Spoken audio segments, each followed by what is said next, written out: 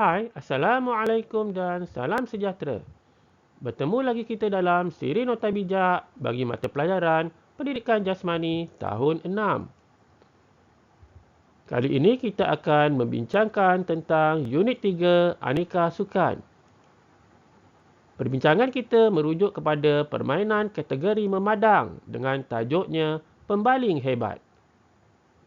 Bersama saya, Cikgu MHS.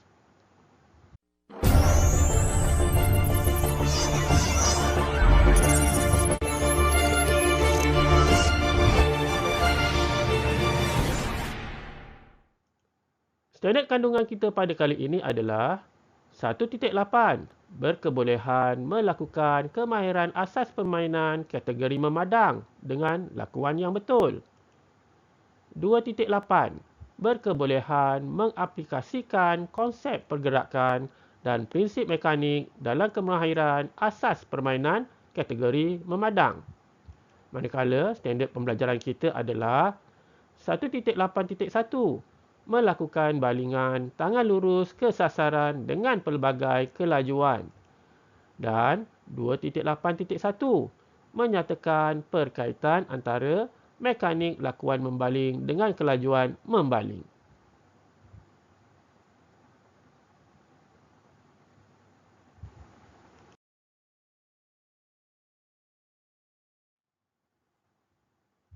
Perbincangan kita pada kali ini adalah merujuk halaman 32 dan 33 buku teks Pendidikan Jasmani tahun 6. Terlebih dahulu kita akan membincangkan tentang halaman 32. Mari kita baca bersama-sama apakah yang tertulis pada halaman 32.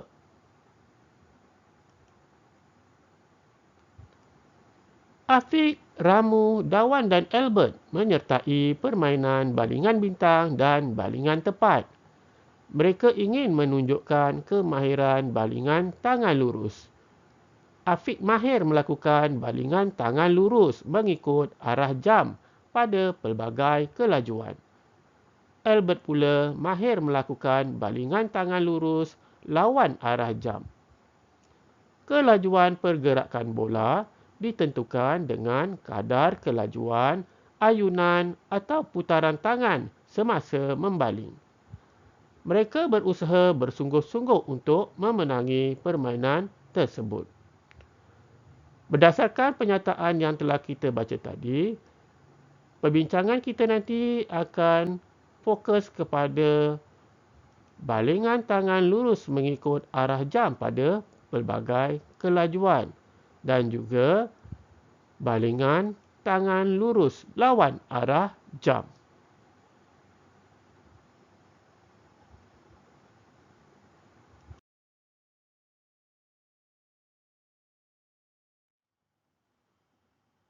Sebagai permulaan, kita akan membincangkan tentang situasi permainan yang ditunjukkan pada halaman 32.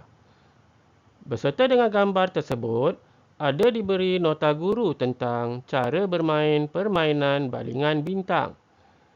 Seperti yang diberitahu tadi, kita juga akan melihat bagaimana kemahiran balingan tangan lurus lawan jam digunakan dalam permainan ini. Ini adalah gambaran yang lebih jelas tentang balingan tangan lurus lawan jam. Jom kita baca bagaimana cara bermain permainan balingan bintang. Yang pertama, bahagikan murid kepada kumpulan kecil. Yang kedua, tentukan kumpulan pemadang dan kumpulan pemukul. Sebelum kita meneruskan tentang cara bermain permainan ini, mari kita lihat apakah yang dimaksudkan dengan pemukul. Pemukul ialah pasukan penyerang yang akan memukul bola dan mendapatkan bilangan larian yang tinggi. Apakah yang dimaksudkan pula dengan pemadang? Pemadang ialah pasukan yang bertahan dan berusaha mematikan pasukan lawan. Seterusnya, yang ketiga. A1 membaling bola kepada A2. A2 adalah rakan pemadang A1 di mana tugas A2 adalah untuk menangkap bola yang dibaling oleh rakannya. Yang keempat, A memperolehi 1 mata jika B gagal memukul bola. Yang kelima, jika berjaya memukul bola, B1 perlu berlari ke skitel. Jika berjaya sampai ke skitel, B memperoleh 1 mata. Ini adalah arah larian yang perlu dilakukan oleh B1 sebaik sahaja beliau berjaya memukul bola.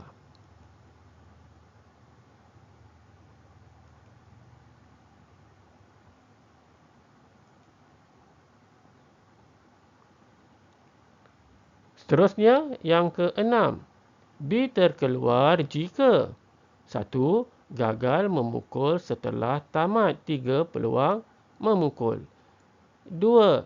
Bola yang dipukul berjaya disambut A. Dan yang ketiga, A menyentuh skitel sebelum B tiba. Dari keterangan ini, kita boleh membuat kesimpulan bahawa B akan terkeluar dengan 3 cara. Yang pertama, sekiranya pemukul gagal memukul sebanyak 3 kali. Setiap pemukul diberi peluang 3 kali untuk memukul. Jika gagal dalam ketiga-tiga pukulan, mereka akan disingkirkan. Yang kedua, jika pemukul berjaya memukul bola, bola tersebut berjaya disambut oleh pihak pemadang, secara automatik pemukul akan disingkirkan. Manakala yang ketiga tadi mengatakan bahawa pemukul boleh disingkirkan jika pemadang berjaya menyentuh skitel sebelum pemukul B tiba di skitel. Maksudnya, pemadang perlu membawa atau memegang bola yang ditangkap tadi bersama untuk menyentuh skitel. Seterusnya, yang ketujuh, tukar peranan apabila semua B berjaya disingkirkan. Dalam permainan ini, sekiranya pasukan pemadang berjaya menyingkirkan pasukan pemukul kesemuanya, maka mereka akan bertukar peranan. Pasukan pemadang akan bertugas atau berperanan sebagai pemukul dan pemukul akan bertugas sebagai pemadang. Yang ke-8, kumpulan yang mengumpul mata tertinggi ialah pemenang.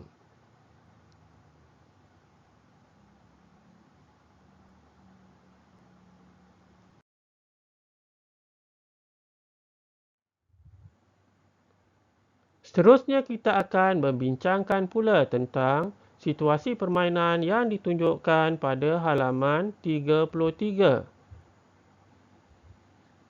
Kali ini, fokus utama kita adalah kepada kemahiran balingan tangan lurus arah jam.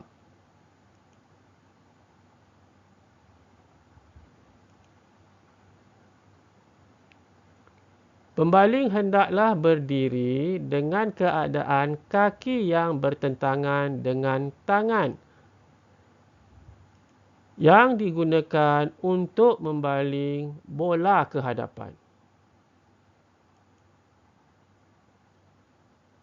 Lentikkan pergelangan tangan yang memegang bola ke belakang dengan siku berada separas dengan bahu ke arah belakang.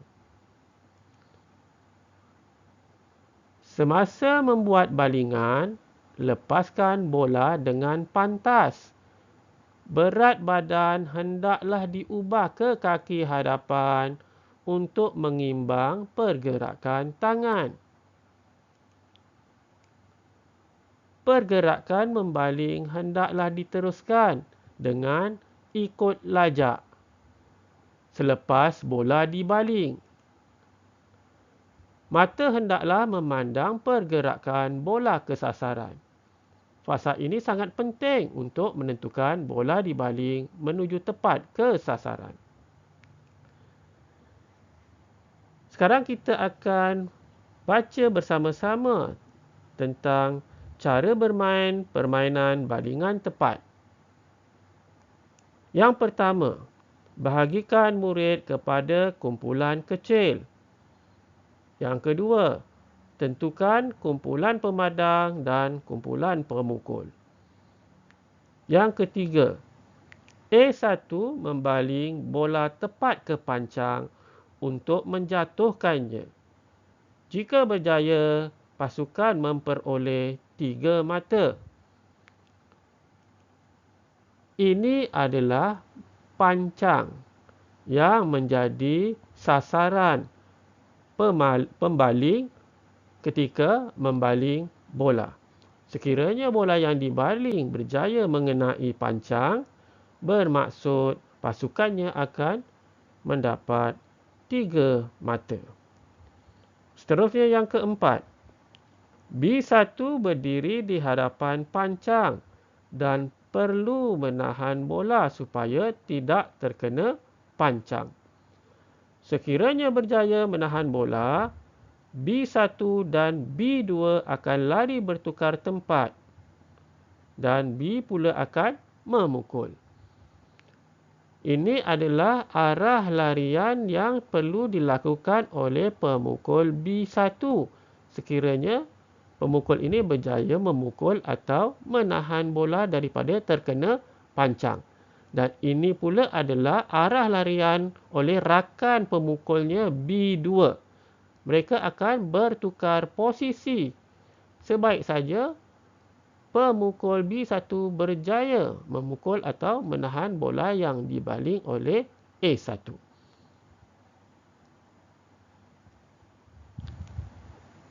Yang kelima, B tersingkir jika 1. Bola yang dipukul ditangkap A. Yang kedua, A menyentuhkan bola ke badan B. Dan yang ketiga, A menyentuh pancang sebelum B tiba. Maksudnya, sekiranya bola yang berjaya dipukul oleh pemukul B berjaya ditangkap oleh pasukan pemadang, maka dengan segera mereka menyentuh kepada badan pemukul ataupun menyentuh kepada pancang, maka pemukul akan tersingkir. Yang keenam, berjaya menyingkirkan B, A akan memperoleh 1 mata. Yang ketujuh, tukar peranan jika semua pemukul berjaya disingkirkan. Seperti permainan yang tadi kita bincangkan, peranan pasukan pemadam dan pemukul akan bertukar selepas pemukul kesemuanya berjaya disingkirkan. Dan yang ke-8, pasukan yang memperoleh mata tertinggi ialah pemenang.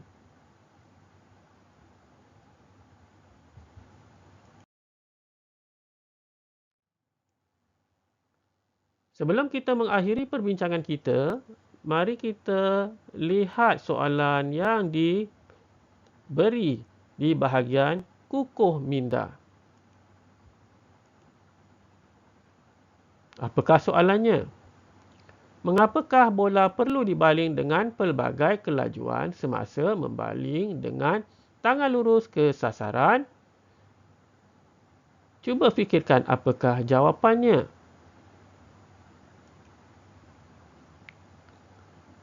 Pembaling yang hebat adalah pembaling yang dapat mempelbagaikan kelajuan semasa membaling bola. Ini jawapannya. Bola perlu dibaling dengan pelbagai kelajuan untuk mengelirukan pemukul. Oleh itu, pemukul akan gagal memukul bola dan menyebabkan bola terkena pancang. Apabila bola terkena pancang, maka pemukul dikira mati atau tersingkir.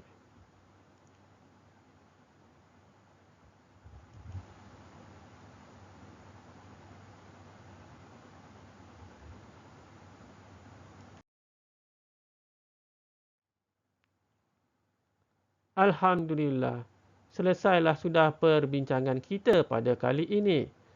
Perbincangan kita tadi adalah menggunakan rujukan buku teks Pendidikan Jasmani tahun 6, muka surat 32 dan 33.